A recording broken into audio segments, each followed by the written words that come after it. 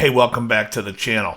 So like the title says, I'm going to tell you 5 reasons why this guitar is the greatest guitar in the world. And first of all, it's not. But no guitar is. To say that a guitar is the greatest guitar in the world is somewhat absurd. And afterwards, I'm also going to talk about why there's a lot of videos out there. Why, these videos of like people talking about, oh, you can sound like David Gilmour for a budget. And I want to go into all that because I find the whole premise is silly, and I'll go into that. First of all, let's talk about this guitar, shall we? This guitar is a Warmoth build that I had ordered and had someone put together for me. The first reason why this is the greatest guitar in the world is, number one, it's mine. Thank you. Second, the body, I wanted it to be basically like the International Strats, which came out around 1980. They had like all these different colors. They gave them different names. This one was Monaco Yellow. They all came with a white pickguard and the black plastic parts. They usually came with a maple fingerboard, but we're going to get to that. And also, I prefer the deluxe tremolo, which is with the pop-in arm, so I have that. That would be the number 3 reason. Number 4 would be the little switch, which turns the neck pickup on when you're in this position or these two, so you have 7 positions. This one, these 2 pickups are added, and then all 3. The other thing is I love the Dan Smith Strat, so I wanted to make it look like a Dan Smith, which is small 50s headstock, big 70s logo. I just love that look. And I put an ebony fingerboard into it and had it scalloped a little bit up here for when I reach the high frets. Mainly, this guitar is awesome in everything. It's great for me. The whole purpose of any guitar someone says is the greatest guitar is mainly it should work for them. Some people wouldn't like this guitar because it doesn't have a humbucker. Some people want humbuckers. Every situation is different. Some days I need a humbucker to play. If I have a gig and somebody wants me to do like a lot of hard rock stuff, I'm bringing a humbucker guitar. This guitar then becomes not the greatest guitar. The other guitar does. The whole notion of it is really silly.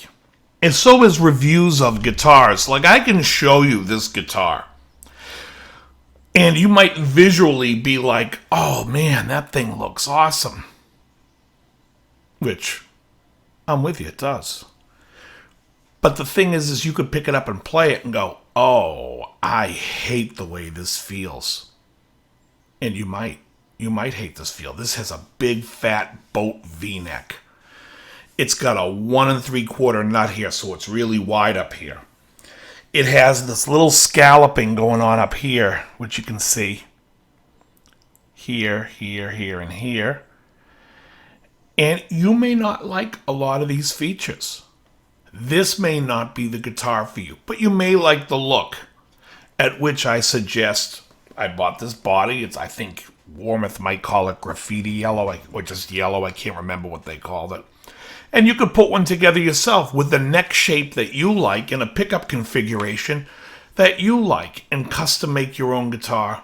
And that guitar will be exactly what you want it to be with the aesthetics that you want it to be. So like I see a lot of times on YouTube, like people saying, oh, here's a guitar. It's the cheapest one on Amazon and it's for $150 and they talk about it. And for me, it's like, well, that would be a great guitar to buy a beginner. Just tell me if the frets are done okay. I mean, tell me what needs work on it. As far as the pickups, I know they're going to not be great. And the electronics might not be great. And the playability will be okay. As long as I know that the frets are decently dressed, that somebody could play it and enjoy it for $150 would be a great first guitar.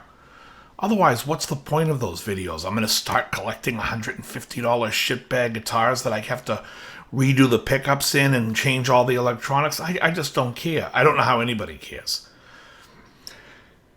Anyways, the thing is like today, with all the things that we have at our fingertips, I feel that a lot of people are getting so caught up in the instruments and the toys that go with it.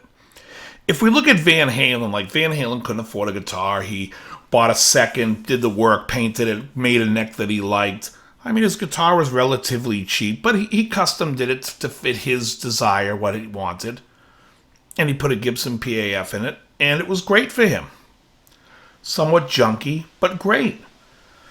For the most part, if you have yourself a decent guitar, and I see these videos where it's like, sound like David Gilmour for cheap. Well, at the beginning, I put that David Gilmour solo that I played. That's played on a $100 amp. All the effects are built into the amp. The main thing, if you want to sound like these heroes of yours on a budget, is to practice.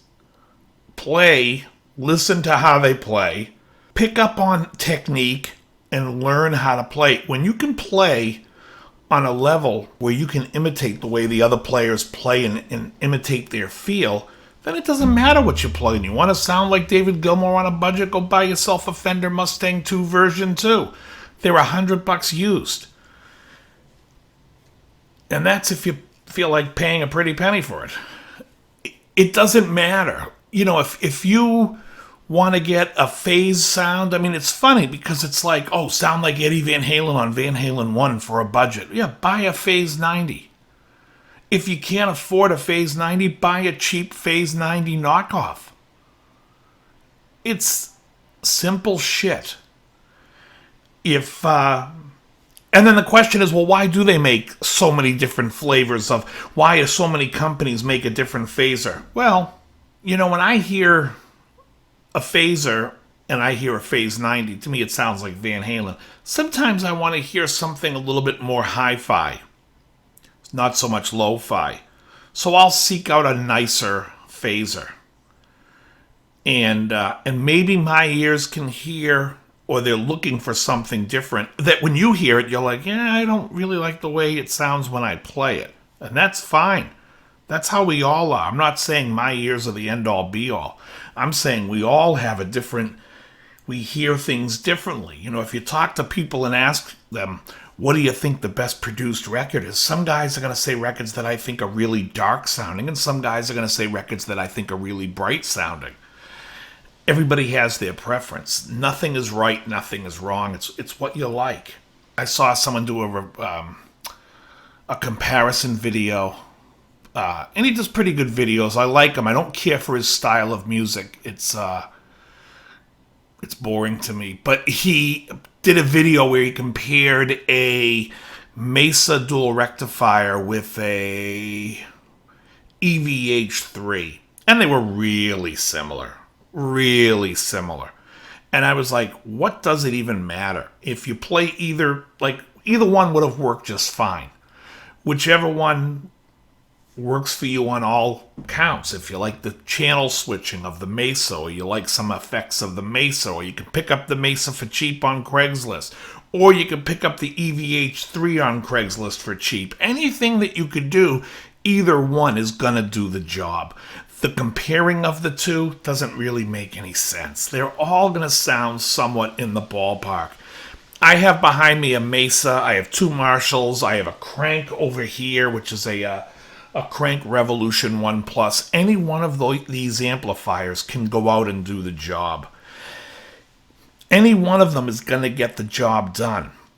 And it's like, recently on my show, I've talked about I like to go out shooting at the range. And, you know, there's all these videos where people are like, what's the best round to carry? I don't carry anything less than a 40. I carry a 45. I carry a 9. I carry a 380. A 380? You're never going to do any damage. Yeah, any one of those rounds is going to kill you. If you need in a defensive round, if you need to, and you're a decent shot, they're going to do the damage and they're going to stop somebody. If you're not a decent shot, whatever one you shoot the best with is going to do the job. It's your preference. The same with all this gear talk. There's so much stuff. Like here I have a Roland jazz chorus. Now, the reason I love the jazz chorus is I love that clean sound. It's a great clean platform. It's a better clean platform than, say, the Mesa dual rectifier, which clean, I think, stinks. Somebody out there is watching it going, I like the Mesa clean. Great. You can use it. But for me to sit there and then compare and say, is the Mesa clean going to, it's like everybody plays different pickups, everyone plays different guitars, and everyone out there, if you're all thinking like, oh, the wood affects it, then you shouldn't even be looking at videos that talk about amps because nobody has the same piece of wood, which I, of course, think is already horseshit as it is. That I don't believe in any of that stuff. But if someone's using high gain pickups and they're comparing an amplifier, my guitar's not going to sound the same in that amp with a low gain. So on that alone, I just want to say, stay home and practice. Play the instrument. Study the different things of music. That's what makes music music. And the other day I did a video about like what's happening in the music industry as far as like people aren't writing songs. No, people give a shit, especially on YouTube, far more about what's going on with the gear. Oh, people doing videos. I got 9 new guitars today. I'm going to show this guitar. How about fucking play? How about write something that has any meaning? At the end of the day, when we sit back and we talk about how music's affected our lives and we're old and we're sitting in a home or somewhere, wherever we are when we're in our 90s, and we look back at music, we can smile and say, God, there were some great songs. We're not going to sit there and say, remember the Deluxe Memory Man in the 70s? Oh, that thing sounded great. No one gives a shit. Nobody cares. The person next to you is going to shit their pants and look at you and go, what? Are you eating that Jell-O? They don't care. Deluxe Memory Man. Shut the piss up. We're talking about Zeppelin here. Oh, yeah. Remember what a great song Achilles' Last Stand was?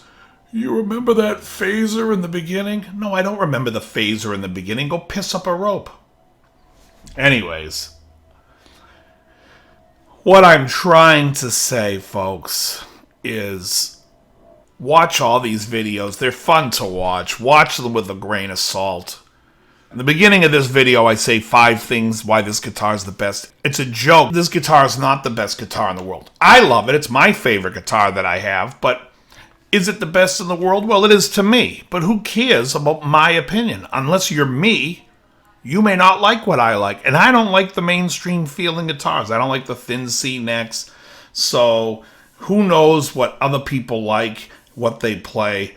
Make up your own minds, but practice, concentrate on playing, learn as many songs and learn structure and take in everything you can. That's all I can say. Very good.